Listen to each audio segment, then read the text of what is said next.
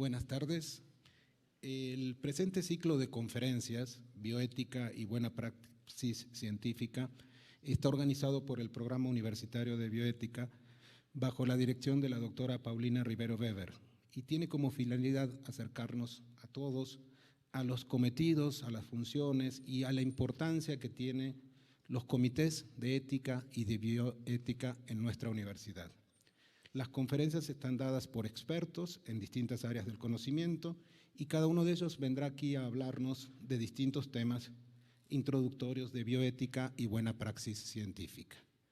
Hoy viene a hablar con nosotros la doctora Paulina Rivero Weber, que realizó sus estudios de licenciatura, de maestría y de doctorado en filosofía en la Facultad de Filosofía y Letras de la UNAM. Ahí impartió clases y dirigió trabajos de investigación durante más de 25 años. Ha publicado los libros Nietzsche, Verdad e Ilusión, Aletheia, la verdad originaria, Se busca heroína, Ética, un curso universitario y Bioética, una introducción desde la filosofía. Ese todavía no, así que no lo busquen. Así como un disco compacto con la presentación de la música del filósofo Friedrich Nietzsche. Además, ha publicado 9 libros como coordinadora y muchos artículos especializados en México y en otros países. Paulina pertenece al Seminario Medicina y Salud de la UNAM, al Colegio de Bioética AC, a la Society for Asian and Comparative Philosophy, a la Sociedad Española de Estudios Nietzsche y a la Asociación Filosófica Mexicana. Es miembro del Sistema Nacional de Investigadores con el nivel 3, el nivel más alto. Ha sido coordinadora de educación continua en su facultad y directora del programa de maestría y doctorado en filosofía de la UNAM. Continúa con la docencia en la Facultad de Filosofía y Letras y en el posgrado en filosofía. En la actualidad es directora del programa universitario de bioética. Le damos entonces la bienvenida.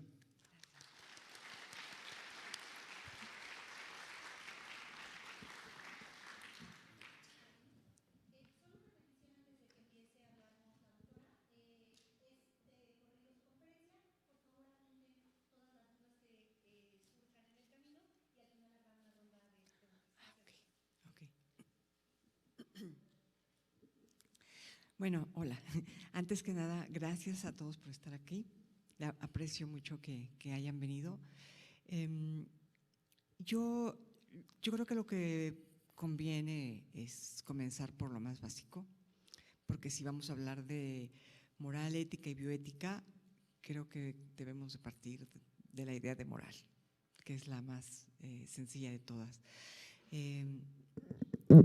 Ay, perdón. Y bueno, la moral, bueno, no, lo moral, porque ¿cuál moral? Hay muchas morales. La moral que tenemos hoy no es la misma que tenían los antiguos griegos, por ejemplo, ¿no? La moral cambia a través del tiempo, pero la moral que tenemos hoy tampoco es la misma que la que tienen actualmente los antiguos, bueno, los pobladores más retirados del Amazonas, por ejemplo, son morales diferentes, también cambia a través del espacio. Entonces, más que hablar de la moral, hablaríamos del ámbito moral en general, para incluir todas las moralidades que han existido y que existen. ¿Y qué es eso? ¿Qué es eso que llamamos la moral, que incluye todas las moralidades? ¿Qué es la moral? ¿Qué es esto?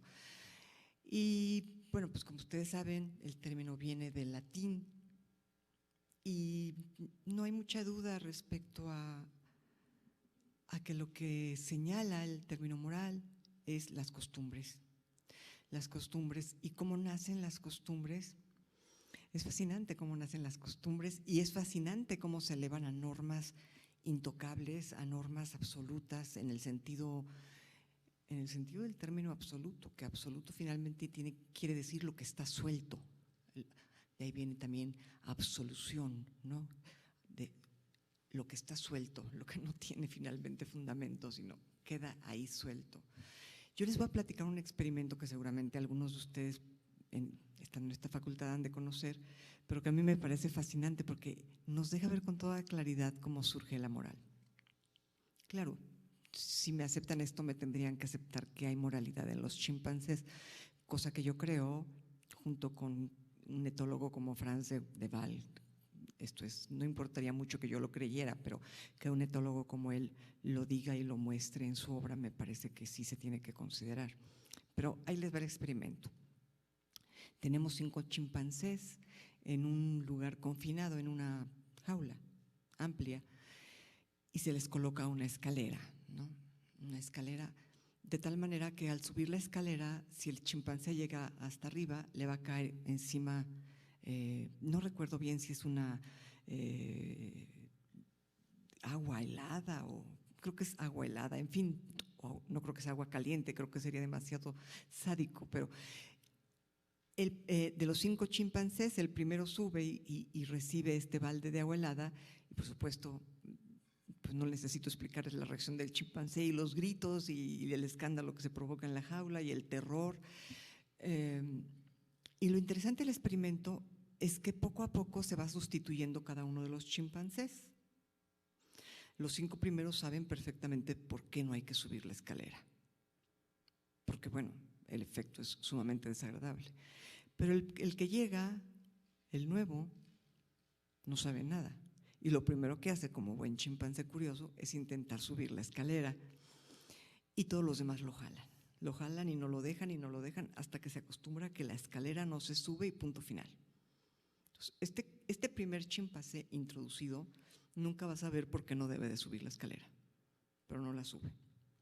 Poco a poco se van sustituyendo los chimpancés y sucede lo mismo. No los dejan subir la escalera.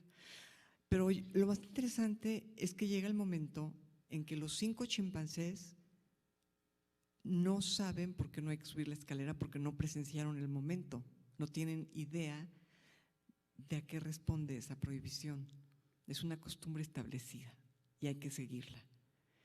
Y se seguirán cambiando los chimpancés poco a poco, se seguirán cambiando y ningún chimpancé va a subir la escalera porque los demás no se lo van a permitir. ¿Por qué? Ningún chimpancé lo sabe. A mí me encanta este ejemplo porque nos deja ver con toda claridad cómo se instituye una norma moral. Una norma moral como, por ejemplo, en ciertos lugares, en ciertos espacios que se consideran sagrados, descalzarnos, ¿no? Quitarnos los zapatos. Esa es una norma moral dentro del ámbito de la religiosidad, ¿no? Pero hay normas morales no nada más dentro de los ámbitos religiosos, hay normas morales en la cotidianidad laica. Por ejemplo, yo no vengo aquí a dar esta plática vestida de sirenita o de apache. Y ustedes me dirían, pero eso no es moral. Sí lo es. Porque lo que nos deja ver esta costumbre de vestirnos todos más o menos igual, lo que nos deja ver es que en el ser humano hay una tendencia básica a seguir las costumbres establecidas, a no ir contra ellas. ¿Por qué? Pues porque somos seres gregarios y porque buscamos la aceptación. Y yo sé que si vengo vestida de apache, voy a crear rechazo en ustedes. Entonces yo vengo vestida de una forma bastante neutra para que no se me pueda identificar con nada en particular, para que sea neutro. Y es lo que tendemos a hacer todos en la vida cotidiana. Esto, un filósofo alemán, Martin Heidegger, lo llamó la vida en la cotidianidad media, y es nuestra tendencia natural, seguir las costumbres establecidas, lo cual no tiene absolutamente nada de malo. Todos seguimos las costumbres establecidas, nos vestimos como la gente se viste, tomamos agua como la gente toma agua. Yo ahorita no voy a agarrar la jarra y me voy a servir en el vaso. Pero el pensamiento de Heidegger a lo que nos invita es a decir, bueno, esto está bien. En el ámbito de la cotidianidad no tenemos por qué decir otra cosa que no sea, por ejemplo, pásame la sal. No tiene nada de extraño. Pero hay ciertos momentos en los que es necesario hacer un alto frente a ese ámbito cotidiano y frente a ese cúmulo de costumbres que hemos aceptado, como los changuitos aceptaron no subir a la escalera. hay ciertos momentos en los que tenemos que detenernos y preguntarnos, ¿en verdad debo hacer así las cosas? ¿En verdad no debiera hacerlas de otra manera? No tanto si yo quiero, sino ¿qué debo? Les pongo un ejemplo que me resulta cercano. Una amiga muy querida que cuando se divorció le dije, cuando me contó toda la situación por la que se divorciaba, le dije, ¿por qué te divorcias hasta ahora, después de 16 años de casada? Y la respuesta fue porque yo hice una promesa. Yo prometí permanecer junto a él y yo tengo principios morales. Y yo le dije, pues malaya con tus principios morales porque te han jodido la vida. Entonces, el problema con los principios morales es que pueden ser sumamente hostiles para la vida.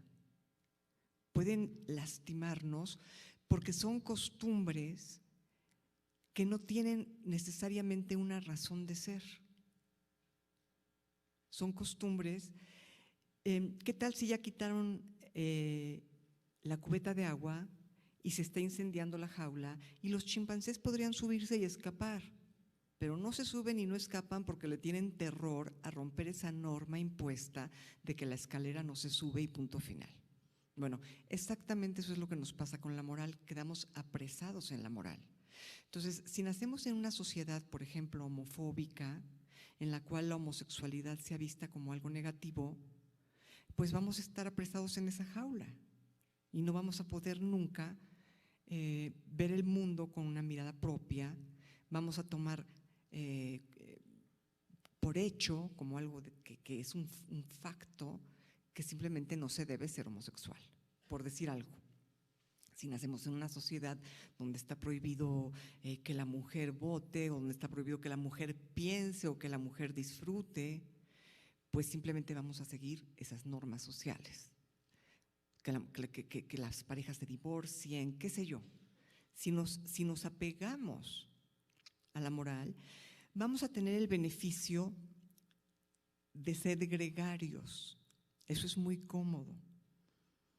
Vamos a ser aceptados, vamos a ser vistos como personas morales y eso siempre es algo agradable porque vamos a pertenecer a una comunidad. El problema es que nunca vamos a poder saber qué es lo que realmente queremos hacer con nuestra existencia si simplemente nos dedicamos a seguir las normas establecidas, cuando ni siquiera sabemos por qué están establecidas. O sea, el momento en que comenzamos a preguntar ¿por qué? En ese momento, entre el individuo y su acto, se abre una brecha, que es el cuestionamiento. O sea, constantemente en el mundo moral, entre el individuo y su acto no hay distancia. Está el individuo que actúa de manera inmediata, No mentirás, no miento, ¿no? Yo de veras cuando dicen no mentirás, yo siempre les recomiendo que lean una pequeñísima obra de Ibsen que se llama El ganso salvaje, a veces la traducen como El pato salvaje, que es una obra maravillosa, es una obra muy pequeña, pero nos deja ver qué daño tan grande puede llegar a causar ese afán de ser veraces, cueste lo que cueste, ¿no? Entonces, cuando decimos no mentirás, lo primero que tenemos que pensar es ¿por qué? ¿Bajo qué circunstancias? ¿Es esto absoluto? En ningún momento de mi vida es válido mentir. Pero cuando damos ese paso a cuestionar la norma moral, que es esa costumbre establecida, pues, se rompe la continuidad entre el individuo y su acción. Ya no paso de ser yo y actuar al mismo tiempo, digamos, sino se rompe y el ámbito que se abre es el ámbito del pensamiento, el ámbito del cuestionamiento. Comienzo yo a cuestionar las normas establecidas.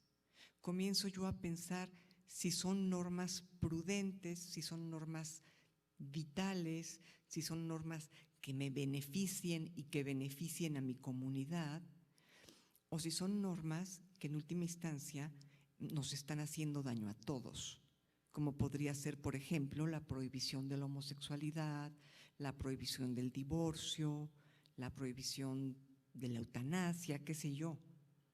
Aquí ya podríamos discutir de muchas cosas, porque son temas, los temas de la bioética, en los que nunca estamos todos de acuerdo en todo. Pero el solo hecho de dar el paso de la aceptación de esa moral establecida a cuestionarla, es estar dando ya un paso a la ética. Porque la ética es la reflexión sobre el ámbito moral.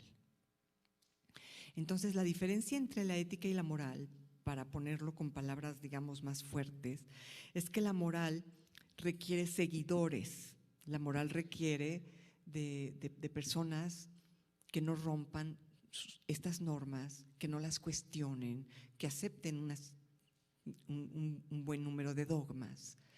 Y por otro lado, la moral pues ofrece el abrigo. Esto es, si tú sigues las normas de la comunidad menonita y quieres ser menonita, pues te va a ir muy bien porque vas a ser aceptado por los menonitas.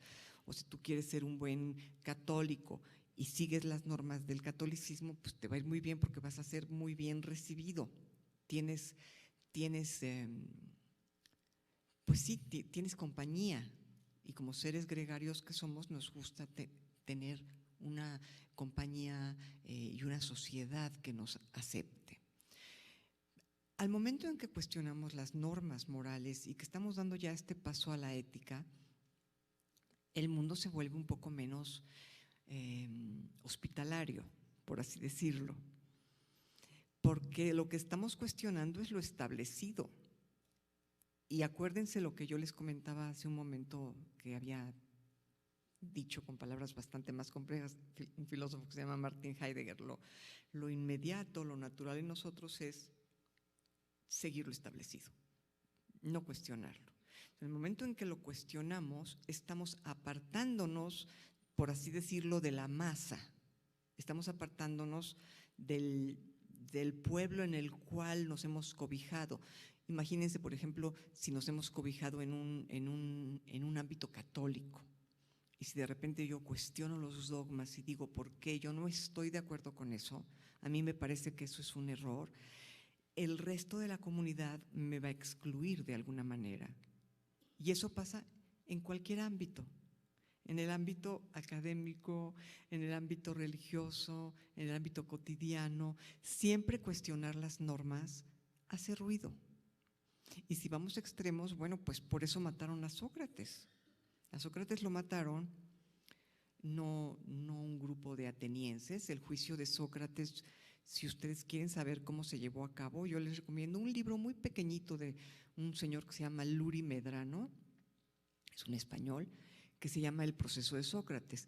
Ha escrito muchas otras cosas que no son tan buenas, no se las recomiendo, pero el que les recomiendo sin lugar a dudas es El proceso de Sócrates, en el que Luri Medrano nos deja ver que Sócrates fue condenado no por un grupo de 500 jueces, sino por Atenas, y fue condenado porque la propuesta socrática era completamente diferente a las normas establecidas en Atenas.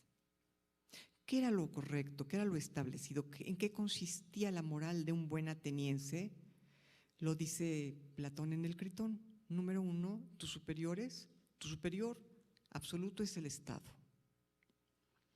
Y le debes respeto por eso al Estado. Tus superiores son tus maestros, y les debes respeto absoluto a tus maestros, y tus superiores son tus padres. Esas tres entidades son intocables e incuestionables.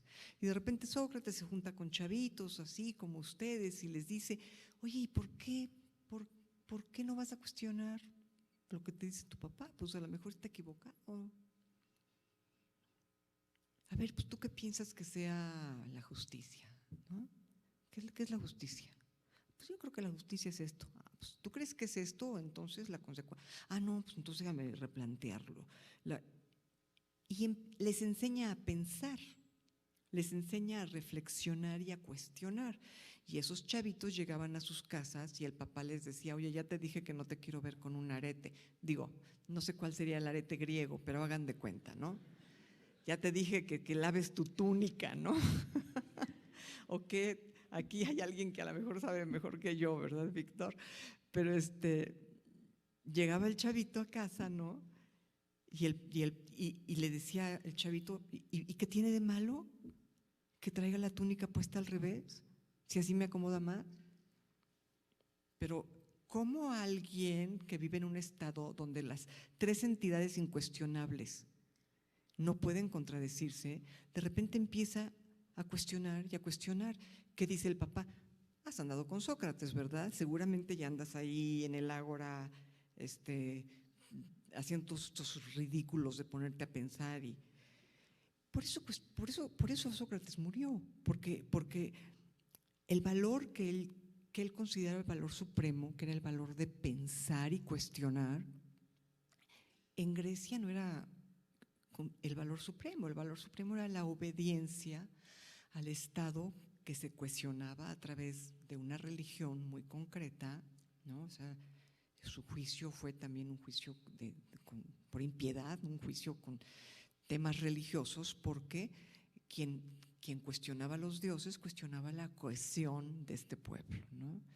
Entonces, ¿todo esto para qué? Todo esto para decirles que salir del ámbito de la moral establecida pues trae consecuencias bien fuertes, o sea, porque comenzamos a cuestionar lo que nuestra familia da por sentado, o lo que nuestra ciudad da por sentado, o lo que nuestro país o nuestro mundo da por sentado. Y dice por ahí un pensador, todo gran movimiento, todo gran cambio tiene necesariamente que transcurrir por tres etapas: el ridículo, el diálogo y la aceptación. Entonces, cuando hablamos de bioética, estamos ya hablando de ética, no de moral. La bioética no es parte de la moral. La bioética no parte de principios establecidos y aceptados por una sociedad. Al contrario, los cuestiona. Por ejemplo, ustedes que son científicos, que están aquí en la Facultad de Ciencias, están, por dar un ejemplo, están muy acostumbrados a tomar una ratita, abrirla, sacarle las tripas y hacer un experimento.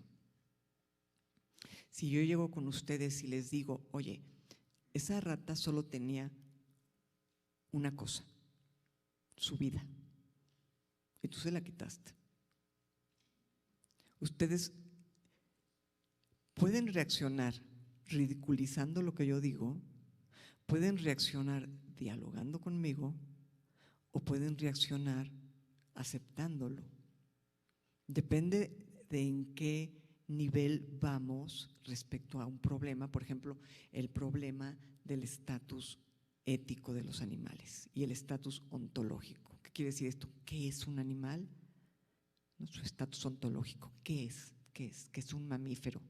Pues yo soy un mamífero, pero bueno, hay muchos más mamíferos que tienen un mismo sistema nervioso central y periférico y por lo mismo sienten el dolor de la misma manera, que tienen el cerebro de manera muy similar al mío, aunque no tienen nuestra corteza y por eso no pueden hacer matemáticas elevadas, ¿no?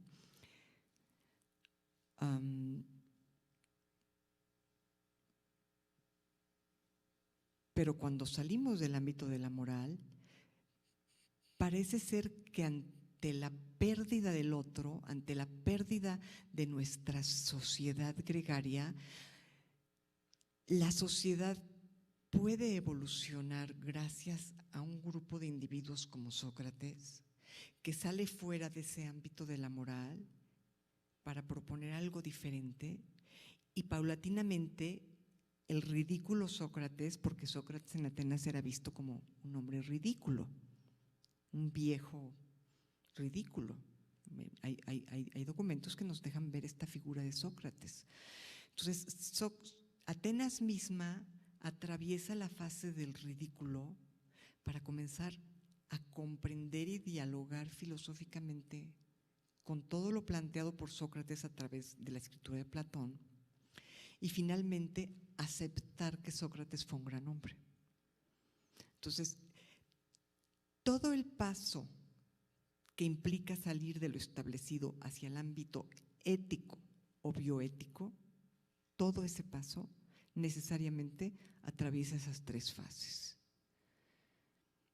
necesariamente. O sea, ustedes pueden reír, digamos, o sonreír si yo les reclamo tomar lo único que tiene un animal mamífero, ya no digamos un animal tan cercano a nosotros como lo puede ser un mamífero. Si yo les reclamo matar a un mamífero, ustedes pueden sonreír y decir, pero era un ratón, y el ridículo queda de mi lado, digamos, ¿no? O pueden dialogar conmigo y exponer, y podemos entablar un diálogo, o pueden, dependiendo de qué tan avanzado ha sido el proceso, tan fuerte ha sido el proceso de diálogo, aceptar las cosas, aceptar las evidencias, aceptar que, bueno, lo mínimo, aceptar que es un animal mamífero, que como tal tiene emociones, que como tal siente el dolor de la misma forma en que lo sentimos todos los mamíferos, y que solamente tenía una cosa, que era esa vida, y que se la quitaron. Digamos, les estoy picando la cresta, como diría mi abuelita, ¿no? Para que vean ustedes ese paso del ámbito de la moral al del pensamiento ético. Es muy difícil porque lo que más hospedaje nos ofrece, no sé cómo decirlo, lo más agradable es quedarnos en la moral, porque seguimos haciendo nuestras vidas como siempre y no tenemos necesidad de cambiar, porque seguimos haciendo lo que hacen nuestros colegas o nuestros vecinos o nuestros compatriotas, y no tenemos que cambiar, no tenemos que pelearnos con el mundo. Eso es lo más cómodo. Y entonces aquí yo llego a esto. Si es tan cómodo ser personas morales, ¿para qué ser personas éticas? Bueno, esta pregunta yo me la he hecho muchas veces. Y creo que la única razón por la cual en verdad vale la pena dar el paso es que a aquellos chimpancés se les puede quemar la jaula y nunca van a subir la escalera. Y que a nosotros, en el ámbito de la moral, nos puede caer encima la peor de las catástrofes, pero si no somos capaces de salir, de por lo menos abrir la ventana y ver qué hay afuera, no vamos a tener idea de cómo defendernos ante nada. Y el daño para uno mismo puede ser muy grande. Yo tenía un profesor que decía que la ética es como abrir una ventana y sentir la corriente de aire fresco. Y yo me acuerdo que esta imagen se me quedó muy grabada, y desde chica yo dije, bueno, ¿y qué hago con esa ventana? Puedo cerrarla y decir qué frío hacia allá afuera, o sea, yo me quedo acá con las costumbres establecidas y no me meto en líos. Puedo abrir la ventana y decir, híjole, hay gente que piensa bien diferente a como pienso yo y que vive bien diferente a como vivo yo.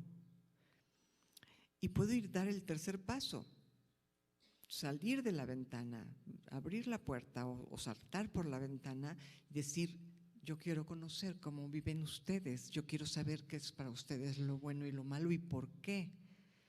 ¿Para qué? Para poder tener mi propio punto de vista, para no seguir el punto de vista de la publicidad o de la academia establecida o de mis padres o de mi religión, sino para poder tener un punto de vista propio y que sean mis ojos los que ven el mundo y no los de mi abuelo, que sean mis ojos los que enfrentan el mundo y los que aceptan o no aceptan algo, y no simplemente ese visor que se me colocó en el momento en que nací en una familia con ciertas características en cierto tiempo y en cierto espacio, ¿no? Entonces,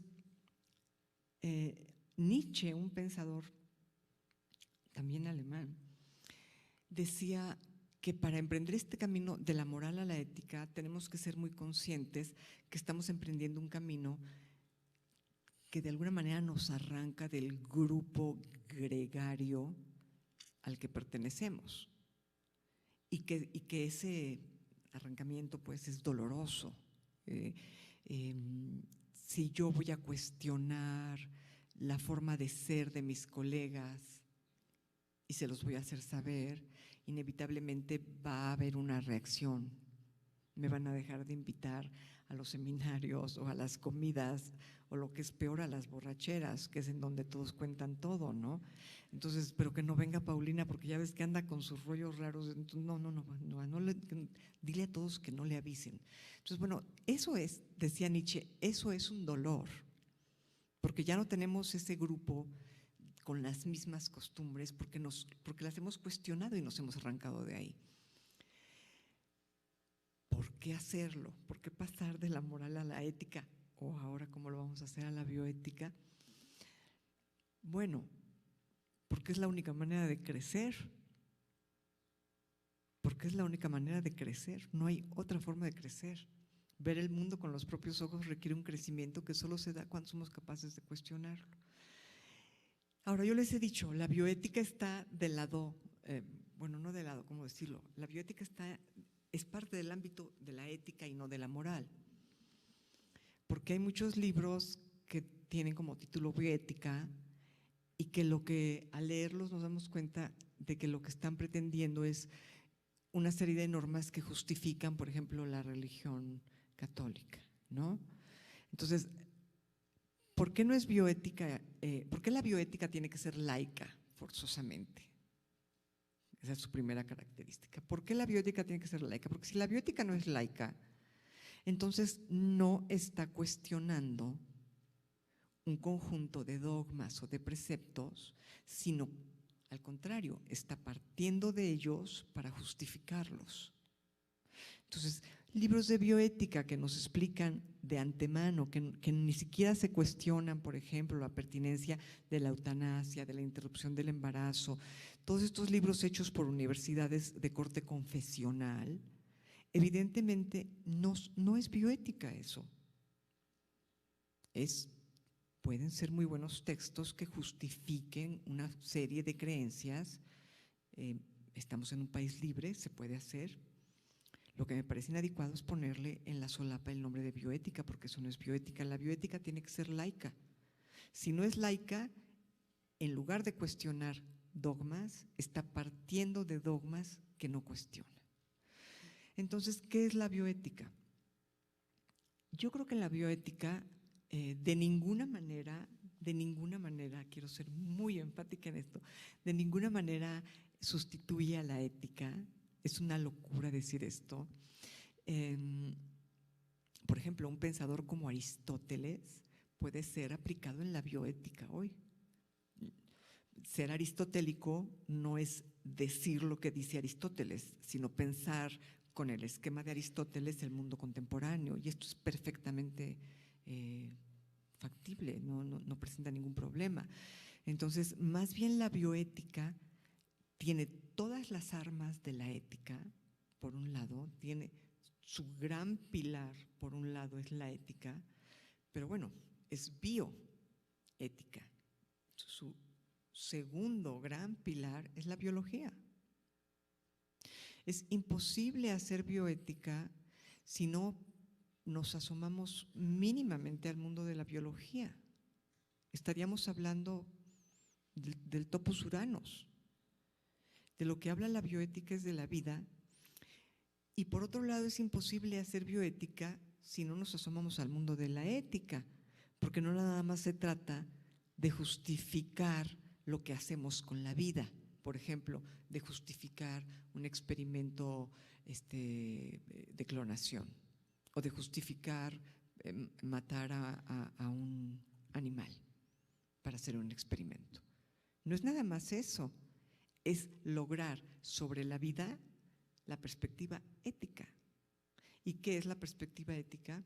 La perspectiva ética involucra necesariamente la valoración, el signo del más y el signo del menos, o, para decirlo con todo descaro, el bien y el mal, ¿no? Son conceptos muy difíciles que no podríamos tratar ahorita, pero no los nombremos de esa manera. Simplemente lo que la ética involucra es la capacidad de valorar como positivo o como negativo un acto, un evento, un pensamiento, una institución, con base a la investigación y el conocimiento, no con base a creencias. Entonces, yo para hacer un juicio ético sobre una entidad en la universidad, por ejemplo, lo primero que tengo que hacer es conocer a fondo esa entidad, ver cómo funciona, a qué se dedican, qué hacen, cuál es el modo en que operan, cómo se relacionan entre sí. Solamente conociendo esa entidad puedo yo formarme un juicio. Lo mismo sucede en la bioética.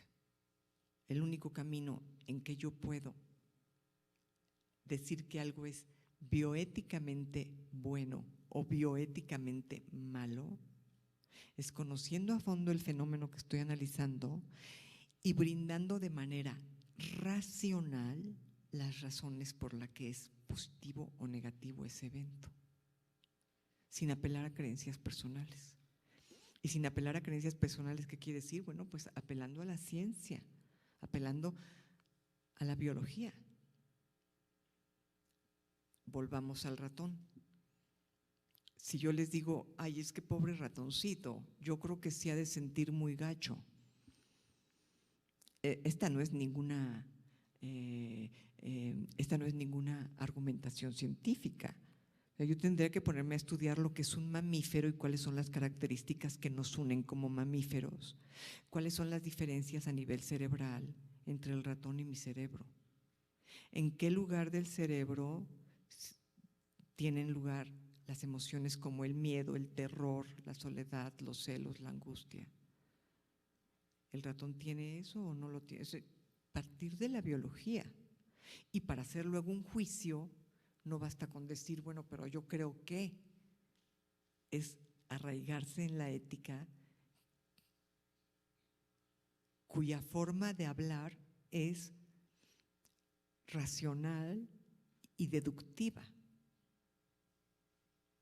Deductiva, no es la ética no es un discurso veteado en el que se brinque de un lugar a otro. Se trata de hacer un discurso que pase de un lugar a otro. Entonces, volviendo a la bioética retoma a la ética, no la supera, la retoma, pero a la vez la bioética no le basta a la ética, requiere de la biología y no le basta a la biología, porque estamos anclados en un mundo cuyas leyes tenemos que conocer, entonces requerimos de la jurisprudencia y no le basta la jurisprudencia y así podemos seguir hasta mejor. En lugar de seguir mencionando cada una de las carreras de la universidad, mejor digamos que la bioética requiere de todo el conocimiento y por eso se define como una ciencia de fronteras. Yo, este libro que leyó el profesor que estoy haciendo, que estoy terminando, alguna vez le dije a una compañera, estoy haciendo un libro que se va a llamar Introducción a la bioética. Y me puso ojos de plato y me dijo, ¿cómo? ¿Pero cómo vas a hacer una introducción a la bioética? Si se requiere psicología, historia, filosofía, biología, medicina, jurisprudencia. ¿Cómo vas a hacer una introducción a la bioética? Entonces yo me fui a mi casa un poco derrotada a pensar y le cambié el título, porque mi amiga tiene mucha razón. Introducción a la bioética desde el marco filosófico. O sea, desde la filosofía que nos conduce a la bioética, cómo ciertos pensadores ya apuntaban esas inquietudes, cómo se abrió la filosofía a estas inquietudes. Pero pues es otro el camino de la biología y es otro el camino de la medicina y todas las áreas del saber se requieren para la bioética.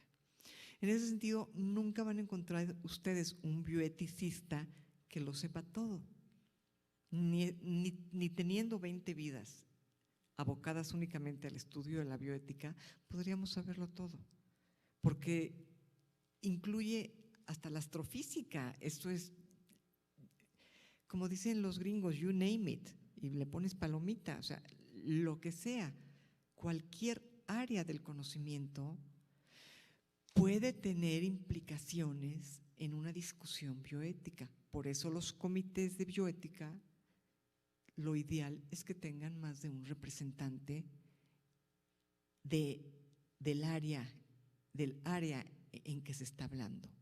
Y en particular, lo más recomendable es que siempre haya un biólogo y un filósofo, porque es bioética, biología y ética.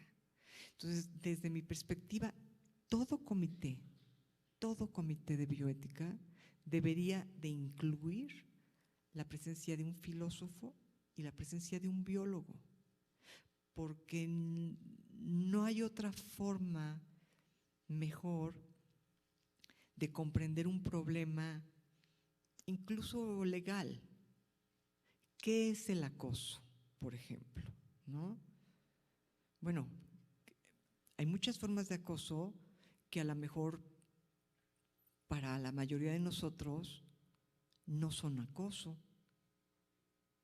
Sin embargo, un biólogo nos puede explicar de dónde viene esa conducta, cómo se presenta en primates, por qué en seres humanos es notificada como acoso. Y un filósofo puede hacer una reflexión en torno al bien y al mal de esa conducta. Ahora, hay una pregunta que me parece importante. ¿La bioética tiene un método o no tiene un método? Yo creo que la bioética mientras tenga ciertas cualidades que la hacen ser lo que es, me parece que puede proceder metódicamente de cualquier manera. ¿Y cuáles son esas cualidades desde mi perspectiva? La laicidad, la apertura al cuestionamiento propio de la ética, la cuidadosa valoración de la vida propia de la biología y la regla de oro, que es el no dañar. A mí me parece que una bioética que tenga esos principios fundamentales puede buscar el método que considere mejor para su objeto de estudio concreto, a lo mejor para estudiar un tema relativo al acoso sexual, me conviene más acercarme al ámbito de la psicología e incluso al método de la psicología, pero a lo mejor para estudiar la pertinencia o la no pertinencia de animales en laboratorio, me conviene acercarme más al ámbito de la biología y de la filosofía, de la ética. Entonces, no hay un método propiamente en la bioética. Lo que hay es una serie de, yo no quisiera llamarle principios, pero sí una serie de presupuestos que es necesario respetar si queremos hacer bioética. Y en ese sentido, el método sería el método en el sentido griego, ¿no? De un camino que conduce a una meta. No importa si es el método hermenéutico, no importa si es el método fenomenológico, no importa si es el método psiquiátrico, no importa, mientras respete estas cualidades básicas. Hay otras cualidades que la bioética comparte con la ética que me gustaría mencionar. En primer lugar, en un diálogo bioético nunca debe tratarse de convencer a nadie. La idea no es convencer, mucho menos imponer, muchísimo menos imponer. La idea no es convencer, sino enseñarle al otro a pensar de manera crítica. Yo puedo no estar de acuerdo con una serie de ideas de alguno de ustedes, y si yo me esfuerzo en imponer mis ideas, eso no es hacer bioética, eso es ser impositiva. Y si yo me esfuerzo en convencerlos, eso no es hacer bioética, eso es tratar de ser una persona que convence a los demás. Hacer bioética es poner ahí los presupuestos, los enunciados que me llevan a pensar en algo, sentarme contigo y que los pensemos con honestidad. ¿Por qué tú crees que esto es bueno y por qué yo creo que esto es malo? Vamos a dialogar con honestidad. Entonces, no es imponer, no es convencer, es dialogar con honestidad. Por otro lado, creo que debe siempre partirse de la ausencia de juicios previos. Esto es imposible, yo estoy consciente, es imposible acabar con todos los prejuicios, es absolutamente imposible. ¿Qué son los prejuicios? Pues son los juicios previos que tenemos a algo. Pero si vamos a dialogar tú y yo sobre la pertinencia de experimentar con conejos, ¿no? Y si tú llegas pensando, híjole, voy a tener que hablar con esta vieja loca que defiende a los animales, pues ya estás llegando con un prejuicio, pero durísimo, durísimo. Y si yo voy a dialogar contigo pensando, hijo, voy a tener que hablar con este psicópata que no se da cuenta de lo que es matar animales, pues ya estoy con un juicio previo brutal. Entonces, despojar la mente, la bioética requiere que despojemos nuestra mente de estos juicios para abrirnos a escuchar al otro, para en verdad escuchar lo que el otro dice. Ahora, hay ciertos juicios previos que yo no me voy a poder quitar por mucho que le haga. O sea, por mucho que le haga, yo soy mujer mexicana que nació en el siglo XX, no en el XXI. Eso no me lo quito, eso está en cada… bueno, aquí hablando enfrente de ustedes, mejor no digo que en cada átomo, mejor no digo en qué, simplemente no me lo puedo quitar, ¿no? Mis metáforas científicas podrían aquí ser muy inadecuadas, ¿no? Pero hay ciertos juicios previos que es imposible quitarlos. Yo no puedo pensar como hombre, yo pienso como mujer. Yo me puedo esforzar por ponerme los zapatos de un hombre. A veces trato de hacerlo para comprender a mi marido. Pocas veces lo logro, pero lo intento. A veces trato de hacerlo para comprender a mi hijo, ¿no? Pero yo realmente, para pensar como hombre, tendría que tener el cuerpo de un hombre y haber vivido en esta sociedad lo que vive un hombre. Entonces, hay juicios previos que nunca me voy a poder quitar, pero hay muchos más que sí me voy a poder quitar. No es lo mismo llegar a un diálogo abierto a decir, voy a escuchar lo que me va a decir, voy a escuchar sus razones y a ponerme en sus zapatos, a ponerme en sus zapatos. ¿Cómo se ve el mundo desde la ventana de sus ojos, ¿no? De los ojos de la compañera que experimenta con animales?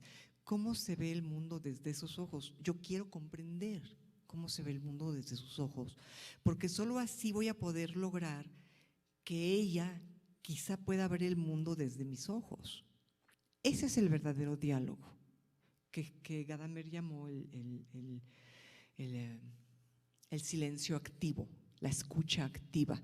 O sea, cuando yo guardo silencio para escucharte, no es que, como en las caricaturas, que mientras tú hablas aquí hay un Mickey Mouse bailando o un changuito. Cuando yo guardo silencio para escucharte, yo tengo que estar como un tigre justo antes de atacar a su presa, concentrada en todo lo que dices para poder entenderte, no para poder atacarte, ¿eh? En ese sentido la metáfora me falló, no para poder atacarte, para poder entenderte. Y esa es la escucha activa. Cuando yo guardo silencio y estoy en verdad haciendo un honesto esfuerzo de entender lo que tú me estás diciendo. Bueno, esa es otra de las características de la bioética.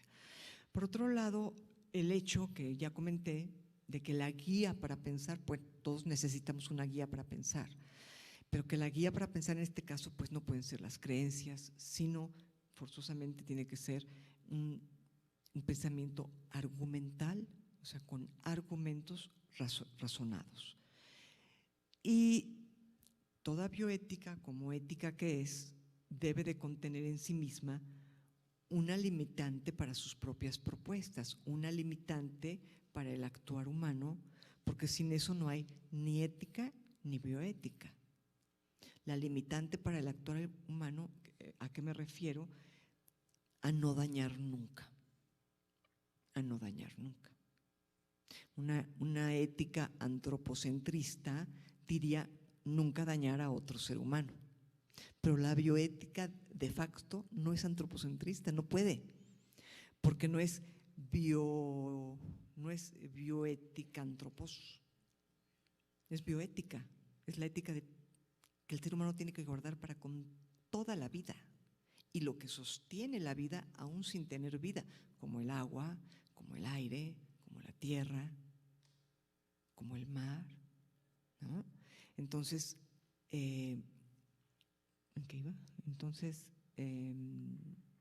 Entonces está limitante para la acción que en la ética, digamos, en las éticas más clásicas, siempre esta limitante existía con respecto al ser humano mismo.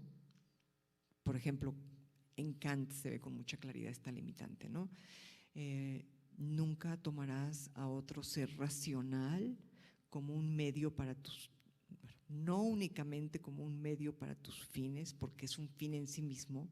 En la bioética, esta limitante para nuestra acción se extiende a los animales y a los ecosistemas.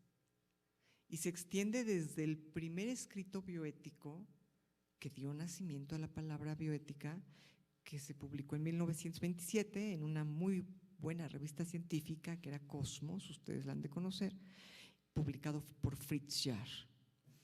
Entonces, la idea de Jahr era ampliar la propuesta kantiana a los animales y a las cosas. Y Jahr decía, y no es que ya no comamos ni animales ni vegetales, no se trata de eso, se trata de respetarlos. Perfectamente diría Jahr, yo puedo tener mis gallinitas y alimentar a mis hijos de gallinas o de pollo, qué sé yo. Pero ¿qué tanto respeto existe, para hacer esta comparación, en la industria avícola? Es dimensionalmente diferente, ¿no? Y bueno, y este principio privativo o este principio coercitivo o este principio, no le llamemos así, llamemos limitativo de la voluntad, como diría Kant, este principio limitativo de la voluntad para no dañar al otro, en la bioética se extiende a para no dañar al planeta. Porque en esto sí hay un acuerdo, tanto en Jahr como en Potter, que fue el siguiente, digamos, revividor del concepto, que lo que la bioética pretende es conservar la vida en el planeta, no conservar la vida humana, sino conservar la vida en el planeta.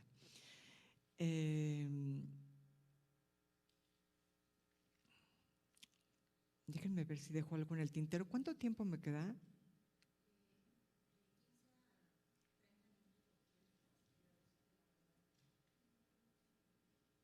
Son las 5, ¿verdad? Y bueno, entonces, si ustedes me lo permiten, me voy a la última característica de la bioética que ya estaba yo en ella. Por lo que acabo de decir, la bioética no puede ser antropocentrista. ¿Qué quiere decir esto? No puede tener en el centro de sus preocupaciones éticas únicamente al ser humano. La mirada siempre va a ser humana, eso nadie lo va a cuestionar, ¿no? Por eso Alejandro Herrera, por ejemplo, distingue entre el antropocentrismo epistemológico, antropocentrismo moral. Pero bueno, hablemos de manera un poco más cotidiana. ¿Qué es lo que quiero decirles? Aquellos que creamos nuestras teorías siempre somos antropos, siempre somos seres humanos. Entonces, en ese sentido, la mirada siempre va a ser de un ser humano. El antropocentrismo no discute de quién es la mirada. Lo que el antropocentrismo discute es a quién se mira, a quién consideramos éticamente en nuestras preocupaciones. La mirada siempre va a ser humana. ¿Por qué? porque ustedes lo saben mucho mejor que yo y me dan mucha envidia por eso, de hecho, porque, porque en el mundo de la vida, esta moral natural de la cual habla Franz de Waal, basta, no hace falta más. Pero nosotros nos bajamos del dosel, nos erguimos, comimos mucho tuétano al parecer, según dicen ahora ustedes los científicos, comimos mucho tuétano, empezamos a actuar de manera coordinada, ¿no? Le ganamos a los otros humanos que habitaban el planeta, empezamos a pensar y la moral natural ya no nos bastó y ya no hay camino de regreso a la moral natural. Eso ya quedó atrás, eso ya quedó vedado y no hay forma. Entonces lo único que nos queda ahora, ya que no tenemos esa moral natural funcional de hace milenios, lo que nos queda ahora es o una moral instituida por las entidades civiles, educativas, o una ética en la cual propongamos siempre mejorarnos como seres humanos, mejorar nuestro planeta en lugar de destruirlo.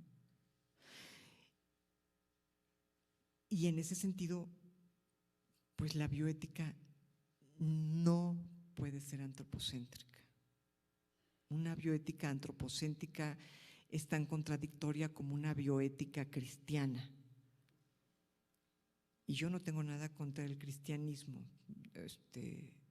ni contra nada. O sea, yo solamente quiero que me entiendan que hay ciertas definiciones, ciertos marcos muy generales que la bioética, que toda bioética debe de seguir.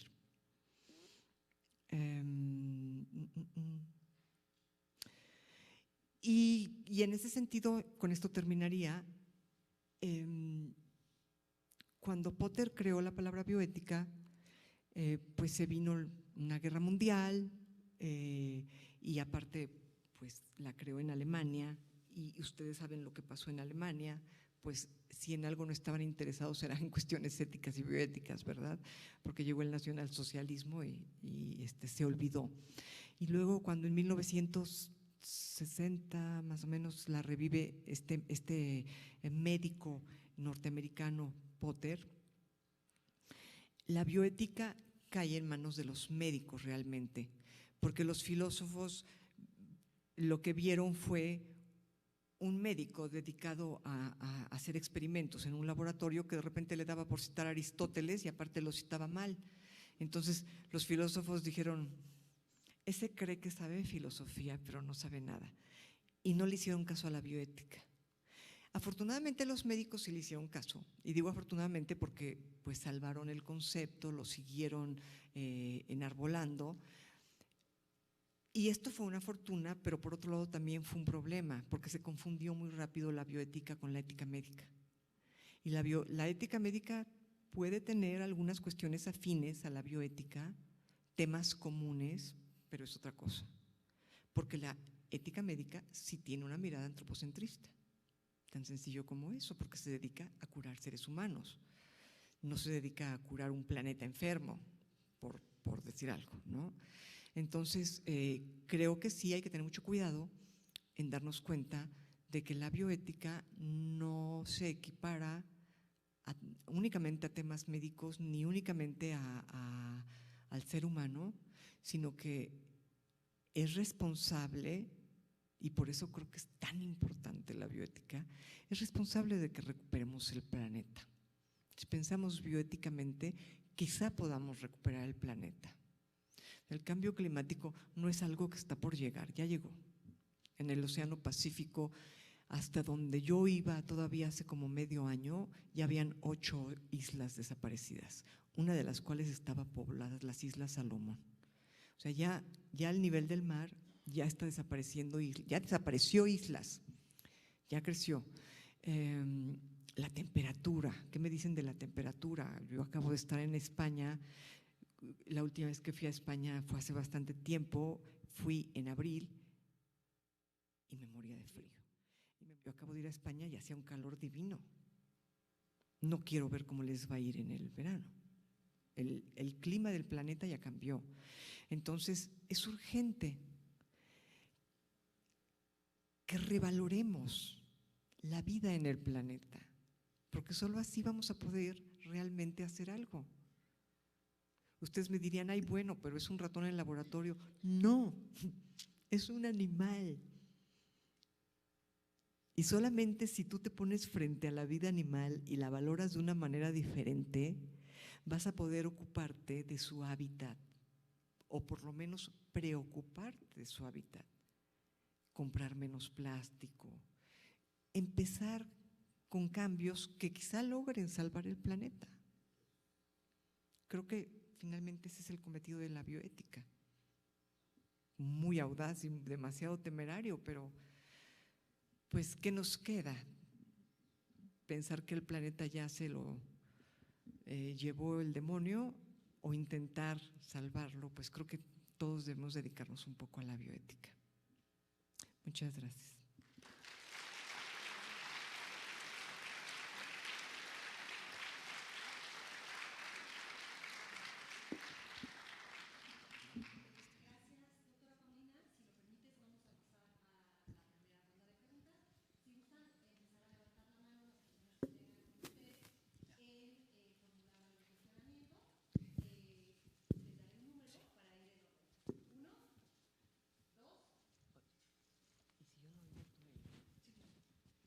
Y se les va a dar un micrófono para que puedan hablar lo más fuerte y claro que puedan. ¿Me queden 2, perdón? 3 y 4. Gracias. Gracias, doctora. Muy interesante su conferencia. Mi nombre es Jairo Hernández, soy colombiano, estudiante del doctorado transdisciplinar en el CINVESTAP. Estoy haciendo mi tesis sobre una cosmovisión de la madre tierra en una comunidad de indígenas recolectoras de hongos silvestres comestibles.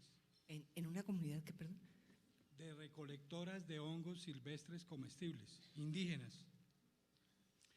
Y el tema pues, del cambio climático, el tema de esto de la madre tierra, que tiene que ver mucho con inteligencia emocional, pues es visto como bicho raro, ¿no? Y sobre todo en una institución tan técnica como el CINVESTAP. Quisiera su opinión al respecto. Y una preguntita muy técnica. ¿El plural de moral en latín es con E o con I? ¿Mos mores o mos moris? ¿Me lo podría repetir? En singular, moral es mos moris o mos mores, con E o con I. Tengo esa duda. Gracias. ¿Contesto o todas? Yo creo que bueno, todas. Okay.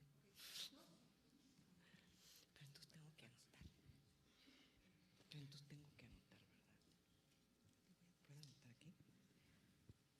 Bueno. Hola, doctora Paulina. Hola. Acá, Jafet. Hola. Yo tengo básicamente 3 preguntas con respecto a la presentación. La primera es, ¿qué sucede cuando en la ciencia, porque comentaste que la bioética tiene que estar respaldada fuertemente de la biología y eso lo traspasé a la cuestión científica, ¿qué sucede cuando la ciencia aún no ha llegado a cierto conocimiento, ciertas verdades que se necesitan ser valorados desde la bioética? Por ejemplo, me quedo pensando con la Declaración de la Conciencia de Cambridge en el año 2012, que se respalda por primera vez la idea científica valorada por los científicos de que los animales eran seres sintientes, y que esta idea de la sintiencia fue aceptada desde la filosofía desde hace por lo menos 25 siglos, y la comunidad científica se negaba justamente a aceptar esta idea. Entonces, hasta ese momento podemos hablar de que se puede llevar a cabo, no sé, acción bioética o pensamiento bioético sin que la ciencia haya respaldado. Esa es una. La segunda, un poco más como tratando de aterrizar conceptos conocidos desde mi formación. ¿Qué diferencia habría entonces entre la moral y el habitus que propone Pierre Bourdieu y la ética y la capacidad de agencia que también plantea Pierre Bourdieu? Y la tercera es, como la ética no se trata de convencer y la ética se trata de llevar a cabo un pensamiento crítico, pero por otro lado estamos en una situación crítica ante el planeta, ante la extinción de las especies, ante la contaminación, ante el maltrato animal, ¿habría la posibilidad de hablar de una bioética crítica, de una bioética práctica, una bioética un poco más agresiva, que no busque la manera, por ejemplo, de hacer pensar críticamente a las personas, sino que busque la manera de convencerlas y que se den cuenta y que actúen con urgencia de lo que estamos haciendo con el planeta? Eso sería todo.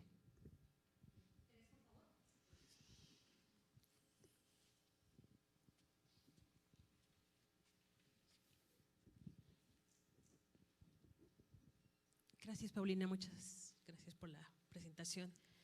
Soy Cristina. Quisiera comentar y hacerte una pregunta para tus comentarios. Finalmente, durante la exposición expones bien cómo es que la bioética en un momento dado está influenciada por sus juicios previos. ¿Te puedes acercar un poquito más el micrófono? Sí, de cómo la bioética finalmente no está excluyente de tus juicios previos. Por lo tanto, cuando tú tienes en nuestro país un grupo de bioetistas y tú vas adquiriendo los conocimientos de bioética de otros países en donde su moral, en donde sus juicios, prejuicios, crecimiento, o sea, la influencia de la bioética en otros países, digamos los anglosajones, cómo repercute en una bioética que nosotros tenemos que aplicar en un país en donde es diferente. Y la pregunta sería concretamente… La pregunta sería, en tu opinión, justamente esa influencia de otros países en la bioética de nuestro país. Ok.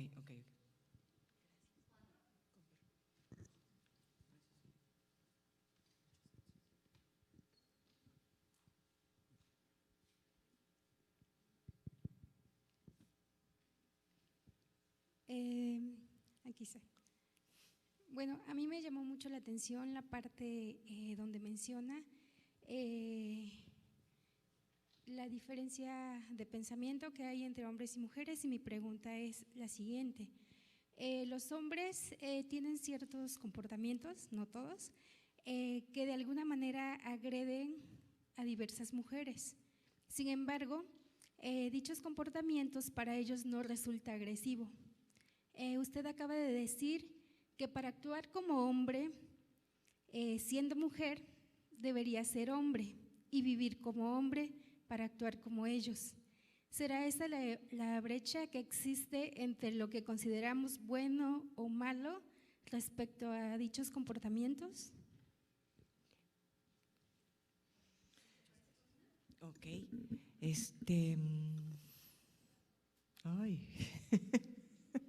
Hubiera sido una por una, ¿verdad? Respecto a su investigación, pues me parece que debe ser muy interesante.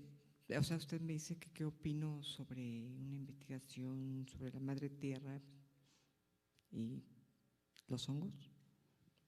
Pues no, yo no tengo forma de opinar al respecto, pero me parece que debe ser muy interesante. En cuanto al término moral. Disculpe, qué pena. Bueno, es que eso no lo mencioné. Hay una propuesta en las Naciones Unidas para que se haga un giro, no es un cambio total de los derechos humanos, y demos un paso adelante a los derechos de la madre tierra, se llaman así exactamente. Ah, ok. Entonces, la idea es que pues, los derechos de la madre tierra llevan implícitos a los humanos, en cambio los humanos, solo los humanos, y se olvidan del resto. Pero creo que estos derechos ya están reconocidos, ¿no? De la ONU a la madre tierra, ¿o no? Bueno, en México ya están.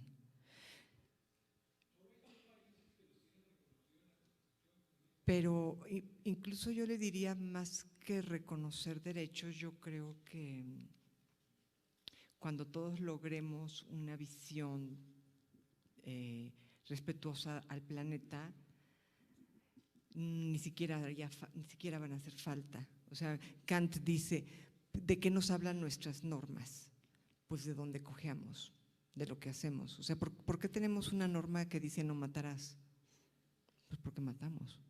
¿Por qué tenemos una norma que dice no le bajes la novia a tu amigo o no desearás la mujer de tu prójimo? Pues porque lo hacemos. ¿Por qué no hay ninguna norma que diga no te golpearás la cabeza contra la pared? Pues porque nadie lo hace. Entonces, el día en que todos respetemos el planeta, no hará falta una ley que nos lo exija. Por otro lado, híjole, es que es una pregunta bien difícil. Si la entendí bien, es si yo considero factible una bioética sin el respaldo de la ciencia. Y yo la consideraría deseable en el sentido de una educación estética del ser humano. Estética en el sentido no de teoría del arte o de belleza, ¿no? Estética es el término que viene de aistesis, que son los sentidos. Entonces, si educáramos nuestra capacidad de sentir adecuadamente, creo que no haría falta ninguna ciencia que nos demostrara, por ejemplo, que un orangután encerrado en una jaula se siente solo. A ver, demuéstramelo. Ponme ahí, gradúamelo con números, matemáticas. Pues todavía no llegamos a eso, pero si nuestra educación desde la infancia fuera una educación sensible, si nos enseñaran música, si nos enseñaran a convivir con animales, a respetarlos, creo que entonces sería mucho más fácil no requerir de la ciencia. A mí me parece que mucha gente que respeta la vida en el planeta no sabe nada de ciencia. Recientemente, el día de ayer, me regalaban una pulsera muy hermosa hecha por este pueblo de los tarahumaras y me explicaban pues cuál es la relación que ellos encuentran en la vida con respecto a la naturaleza. Y bueno, ninguno es biólogo ni científico, son simplemente gentes que se dedican a hacer su artesanía y que tienen amor por la vida. Y en ese sentido, pues sí es un poco lamentable que requiramos, que tengamos la necesidad de demostrar científicamente que el animal sufre, ¿no? Que no seamos…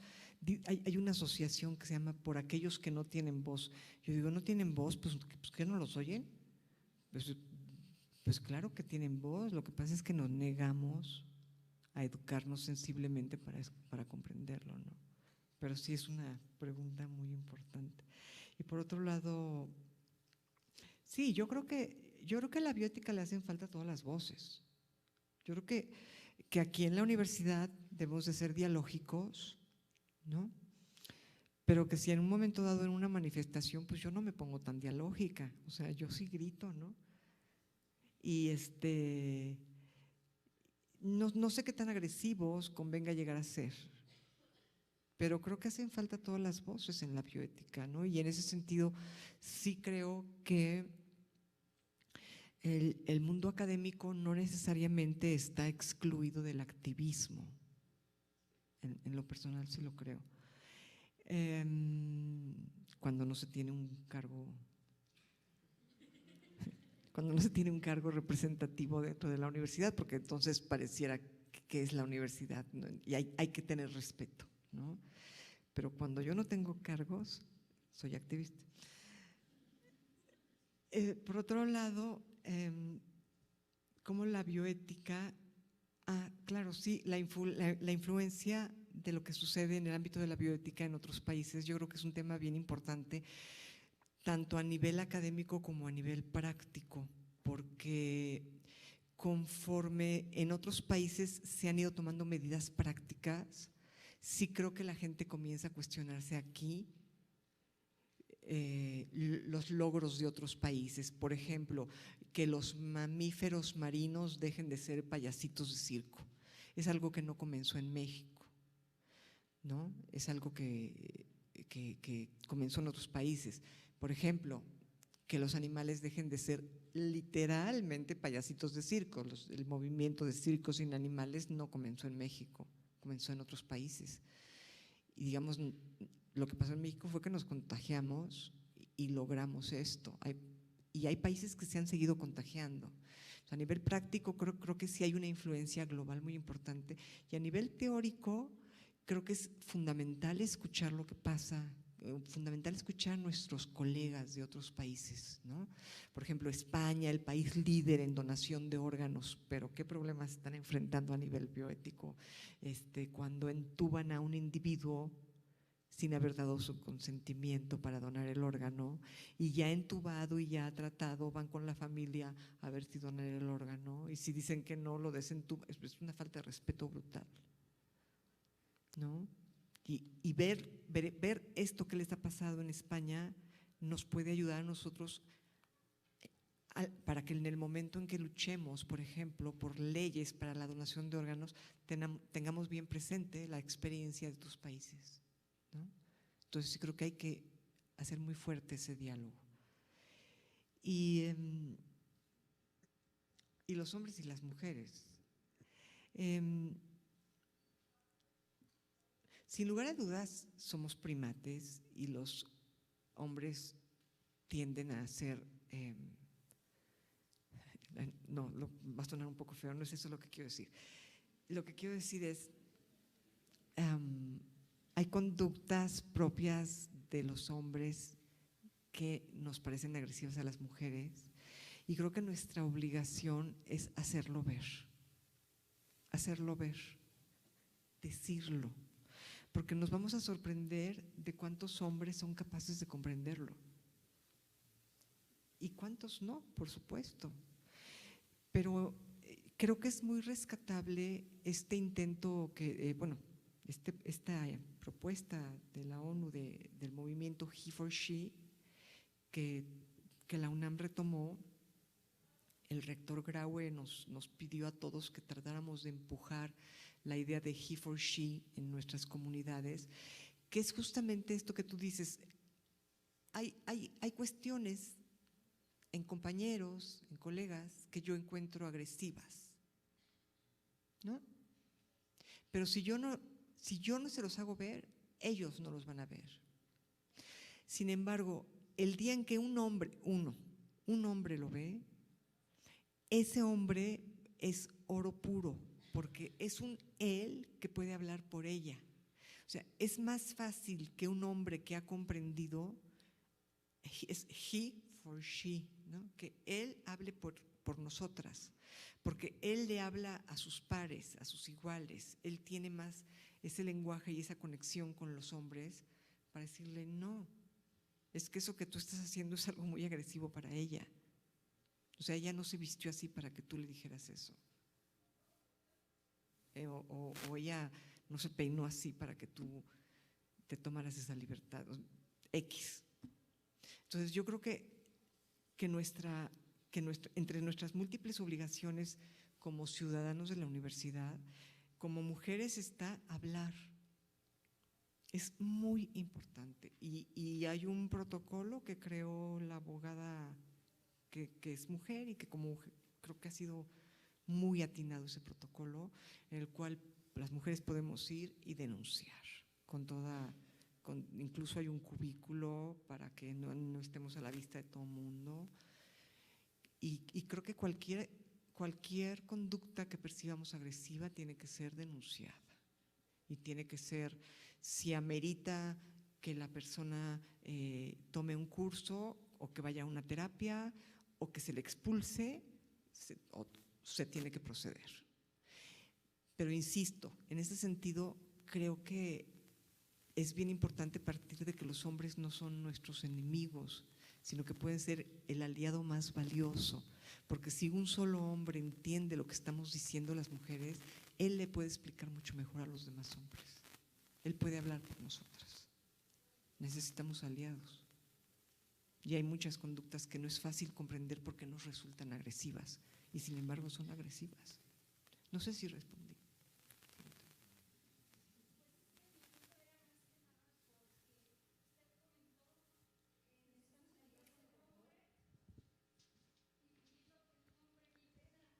Tratar de comprender esa parte. Entonces, si no estamos en ese punto, ¿cómo podemos ¿Pero en criticar? cuál punto? Porque te llegó el micrófono bien tarde. A ver, que mi punto iba más que nada, o sea, no tanto de que si yo me siento agredida, pues voy a denunciar. Obviamente hay cosas que deben de ser así, ¿no? Pero a lo que iba es a la parte que usted mencionó de que si no soy hombre y no vivo lo que él vive, ¿cómo puedo tomar algo como una agresión cuando no sé lo que está en su pensamiento y él no me está agrediendo de alguna manera?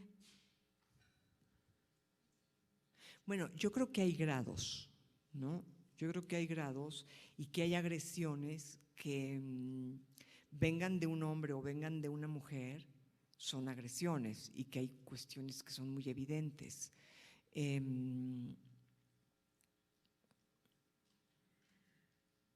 Si yo en este momento arrojo la jarra al suelo, no importa si soy hombre o soy mujer, es una actitud agresiva.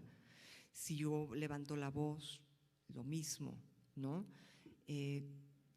Creo que cuando las acciones son claramente agresivas, no importa de quién vengan, es algo que está claro. Creo que el problema lo tenemos cuando la agresividad se disfraza. Y sí creo que ahí es más común disfrazar la agresión entre hombres y mujeres. Y creo que no importa, y espero con esto poder responder un poco mejor la pregunta, creo que no importa si él en su mente te está agrediendo o no. Es más, por lo general, hay muchos tipos de agresión que cuando se le dice al hombre, eso es una agresión, él es el primer sorprendido. Y él dice, ¿qué? ¿Agresión? ¿Por qué? Y cuando se lo explicas, si se lo explicas con el deseo de que él comprenda, lo comprende. Pero entonces en ese sentido no importa si él en su mente tiene la intención de ser agresivo, por lo general en las agresiones sutiles no. Quieren piropear, quieren hacerse los chistosos, hay muchas cosas, ¿no?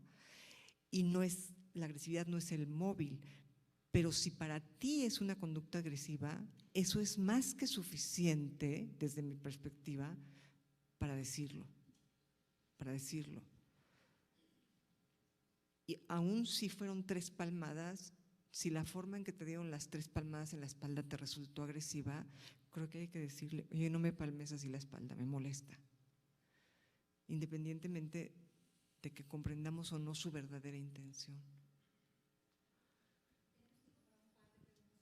Ok.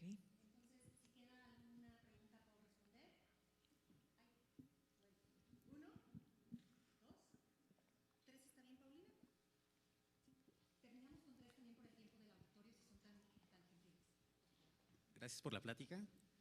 Intentando abstraerlo un poco, me pareció entender que la ética también puede pasar por 3 procesos. Uno en el que se busca un problema, en el cual las cosas podrían ser diferentes o mejor, porque hay un conflicto, un diálogo y una conclusión, porque es deductiva.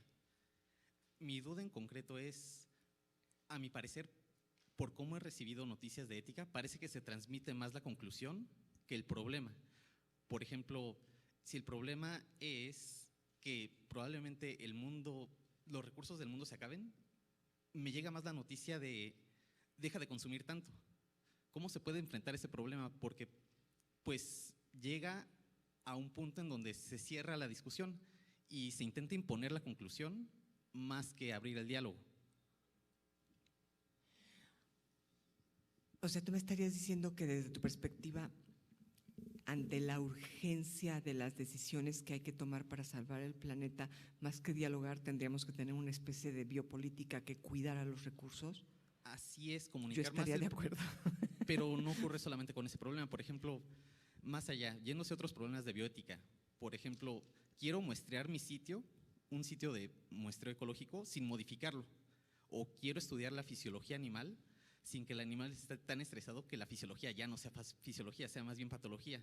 Porque me parece que lo que llega como conclusión de la bioética es no dañes al animal y no dañes demasiado al animal y no sobremuestres más que que lleguen las preguntas tal cuales, que abran mesa, bueno, abran el espacio a la discusión.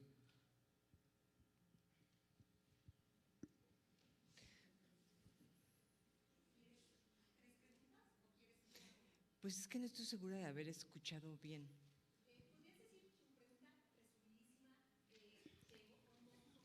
Es que fíjate que yo tengo un problema de oído, entonces a veces es la semántica, pero a veces es mi oído.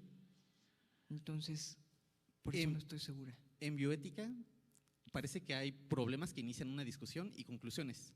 ¿Por qué parece que permean más fácil las conclusiones que los problemas?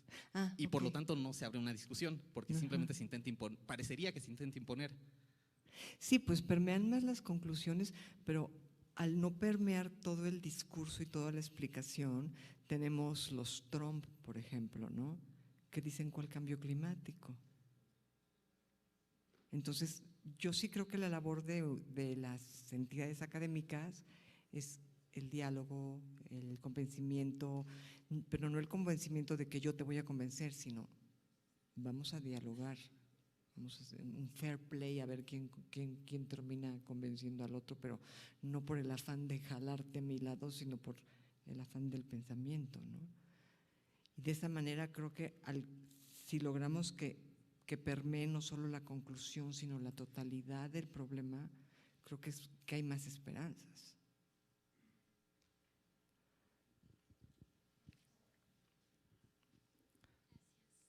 Hola, ¿qué tal? Mucho gusto, mi nombre es Gloria Martínez, me ha encantado su conferencia del día de hoy. Yo estoy muy preocupada por los animalitos. Yo tengo una formación de la Facultad de Química y tuve la oportunidad de hacer posgrado ahí, y pues durante toda mi carrera utilicé muchos animalitos, estaba utilizando. Últimamente ya utilicé más microorganismos, para los cuales si ellos sufren, pues no nos damos cuenta tanto de frente, ¿verdad? Si a una bacteria o a una levadura le falta comida, tal vez no nos duele tanto como en el caso de una rata, ratita, conejo, perrito, los mamíferos, ¿no?, que usted mencionaba. Pero sí me preocupa toda esta nueva, digamos, era de que vienen cuidando más a los animales, porque sinceramente pues uno piensa, pues es que yo sí respeto a los animales, ¿no? O sea, que realmente qué estoy haciendo mal en este campo de la ética, que le estoy faltando el respeto a un animalito. Vaya, mi formación me inculcó que el solo pensar que utilizar un animal para tratar de hacer el bien a la humanidad, por el solo hecho de que vamos a obtener conocimiento a partir de su anatomía, su fisiología, pues ya es, digamos, ya es una visión más de altura, por así decirlo. Ya no estamos jugando con él, estamos planificando el uso de un animal dentro de un protocolo, ¿verdad?, bien establecido. Muchas veces, si no es que siempre, depende uno, ya sea como alumno, pues del profesor. Si no te sale bien el experimento, pues está reprobada la práctica. O sea, me refiero a que siempre tiene uno limitantes, ¿sí?, para no andar uno jugando con el animalito, ¿sí?, si no tiene uno un objetivo bien específico. En el caso de la investigación es mucho más seria, porque ahí hay dinero de por medio, que por cierto es muy difícil conseguir aquí en México, dinero para la investigación científica, cada vez ha sido más difícil. Pero entonces, por supuesto que uno se preocupa por los bioterios, porque ellos, los animales, cualquiera que sea, estén en las mejores condiciones, pero por supuesto que uno sufre al verlos a ellos que están en una jaula. Pero ¿qué se puede hacer si ahí se están reproduciendo, ¿no?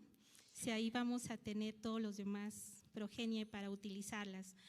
O sea, esa es precisamente la inquietud que me surge, no como científica, sino como ser humano, porque no puedo dejar de verlo, pero tampoco veo otra opción. Entonces, cuidarlos bien y después a la hora de aplicar el protocolo, pues que no sufran y que tenga uno el entrenamiento adecuado para que si se van a sacrificar, pues sea de una manera que no sufran, ¿verdad? Y la tercera, que uno siempre querría obtener los mejores resultados más sublimes del universo desde el primer experimento, y que abriendo un solo animal para no desperdiciar, por decir esa palabra fea, desde el primer experimento uno se puede encontrar con los principios de la vida, ¿no? Y pues no es posible. A veces son años, un doctorado se puede llevar 3, 4 años, y pues hay que hacer la cuenta de cuántos animalitos han sido sacrificados para al final, ¿no? Después de muchos intentos y errores, dar con ese principio sobre el cual uno estaba persiguiendo. Entonces, bueno, es acerca de eso mi intervención. Tema. Muchas Sí. gracias.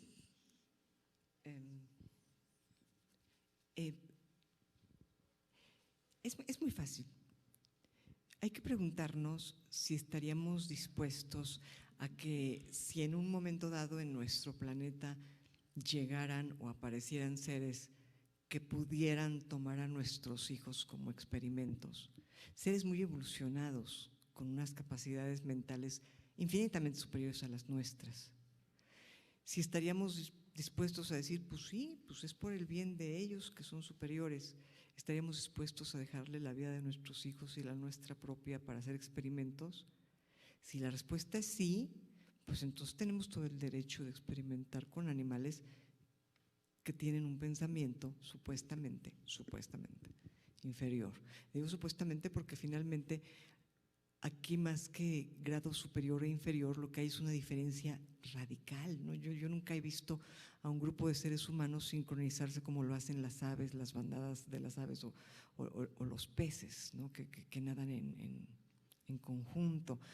Y yo nunca he visto a un ser humano tejer esos maravillosos nidos que hacen algunas aves o llamar a su pareja de unas maneras tan bellas como las llaman algunos peces. Entonces, creo que más bien somos muy diferentes. Y yo justamente hoy platicaba con un colega, con Jorge Linares, que también ha estado en la bioética, y yo le decía, bueno, pues un marco indudable que nos puede dar una orientación es si brincamos fuera del planeta, de este tiempo y de este espacio, y vemos la historia de nuestro planeta, ¿ha evolucionado para bien o ha evolucionado para mal? Si la respuesta es que ha evolucionado para mal, pues sería el momento de meter freno de mano, porque algo hemos estado haciendo mal. Y lamentablemente la respuesta es que ha evolucionado para mal. Yo creo que cuando tomamos la vida de un animal para nuestro estudio, para un estudio que beneficia al ser humano o incluso para un estudio que beneficia a esa especie, pero cuando tomamos su vida y se la quitamos, desde mi perspectiva, es grave hacerlo, pero lo grave no es nada más hacerlo, sino la mirada que hay detrás de ese hecho. La mirada que hay detrás de ese hecho es, bueno, pues es un animalito. O sea, no es un ser como yo. Ay, perdón el micrófono. No es un ser como yo. Entonces, creo que esa mirada es la que ha destruido el planeta, porque con esa mirada es como se ha despreciado desde los grandes simios hasta las lombrices, y con ese desprecio hemos arrasado con sus propios hábitats. Entonces, sí me parece grave tomar la vida de un animal, pero lo que me parece más grave es la mirada que se encuentra detrás de ese hecho, que es de alguna manera no valorar lo que es diferente a mí y creer que yo como ser humano estoy en la, ¿cómo se diría?, en lo más elevado en cuanto a valor, cuando realmente no es así. O sea, somos seres que hemos inventado el conocimiento. No estoy muy segura qué quiere decir eso, pero bueno, somos seres que hemos inventado el conocimiento, ¿no? Que con él hemos transformado el mundo, con él hemos logrado vivir más tiempo, hemos transformado la naturaleza y estamos a punto de acabar con el planeta. Entonces, ¿qué tanto somos una especie exitosa? Allí es donde pongo el signo de interrogación, ¿no? Y claro, ustedes me dirían, bueno, pero si tú te enfermas no tomas penicilina, pues yo sería un hipócrita si les dijera, no, de ninguna manera, porque implicó experimentos con animales. Claro que la tomo, pero lo que yo preguntaría es, ¿hasta dónde? ¿Hasta dónde queremos llegar? O sea, ya llegamos hasta acá. ¿Vamos a seguir? O sea, queremos más medicinas.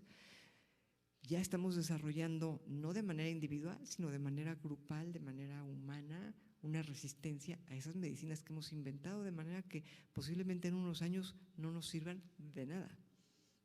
Entonces, ¿hasta dónde queremos llevar esta transformación que hemos hecho al planeta en supuesto beneficio propio y en daño de todo el resto de las especies?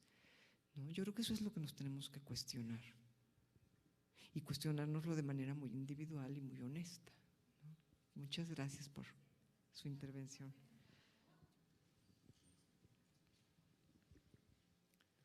Buenas tardes, doctora. Buenas tardes. La felicito, me gustó mucho su plática. Mi nombre es Alejandro Gervasio, soy profesor y bueno, algo que me encontré con esta experiencia como docente fue que existen algunos profesores que dan clases desde sus perspectivas y empecé a notar que hay quienes empiezan a dar alguna clase desde sus prejuicios. Entonces empecé a cuestionarme mucho y yo cuando me tocó tocar temas que involucraban cuestiones como perforaciones, tatuajes y todo ese tipo de situaciones, yo lo que opté por hacer es dar las perspectivas, la parte buena, la parte mala, para que los alumnos que estaban a mi cargo tomaran sus propias decisiones. Pero con esta conferencia empecé a preguntarme ¿cómo puedo llegar a discernir hasta dónde llega la parte crítica y dónde comienza mi imposición por darles esas perspectivas, por tratar de convencerlos de que tienen que abrir su mente a todas las cosas y no quedarse en un solo punto? ¿En qué momento llego yo a pasar ese punto crítico y empezar a hacerles ver, digamos de cierta manera, mis prejuicios con respecto a los demás? Pero por ejemplo, un ejemplo, dame algo concreto de que pueda asirme. Siento que de repente podría llegar a involucrarme tanto en tratar de abrir su mente, digamos que a la fuerza. No sé en qué momento puedo llegar yo, empezar a hacer eso, empezar a forzarlos a que abran su mente, en que empiecen a ver las perspectivas, que no se sigan una línea. ¿En qué momento llego yo a tratar de doblegar? Nunca vas a lograr que alguien abra su mente a la fuerza. La letra no entra con sangre, como decían los antiguos, ¿no? O sea, yo creo que la única forma de abrir la mente de otro es a través de un diálogo honesto y sobre todo de la escucha. Alguna vez hubo una manifestación cuando, alguna de las veces que CEU ha estado cerrada, y había una manta de los estudiantes de filosofía que decían: el diálogo no se construye con silencio.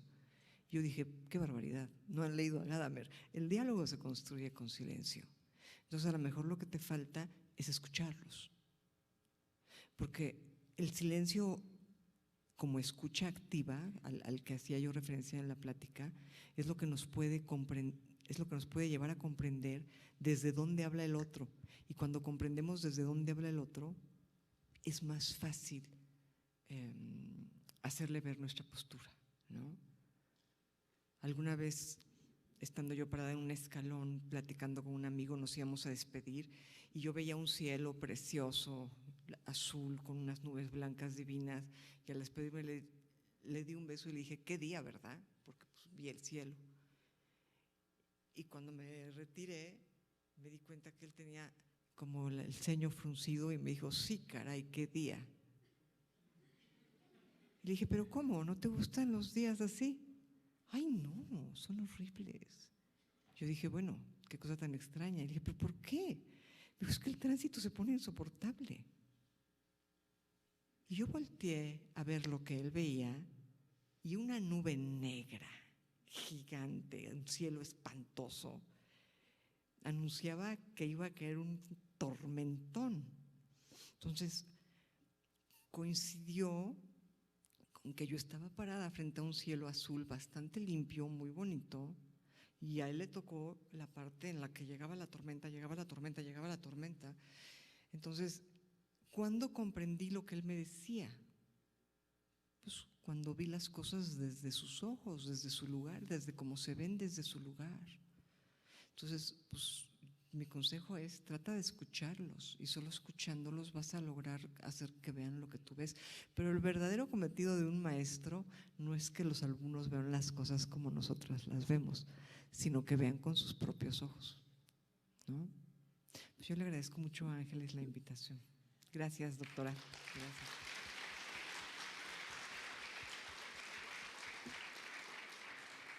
Pues muchísimas gracias. Los esperamos el siguiente miércoles con la siguiente conferencia. Muchas gracias, doctora Paulina, por tener.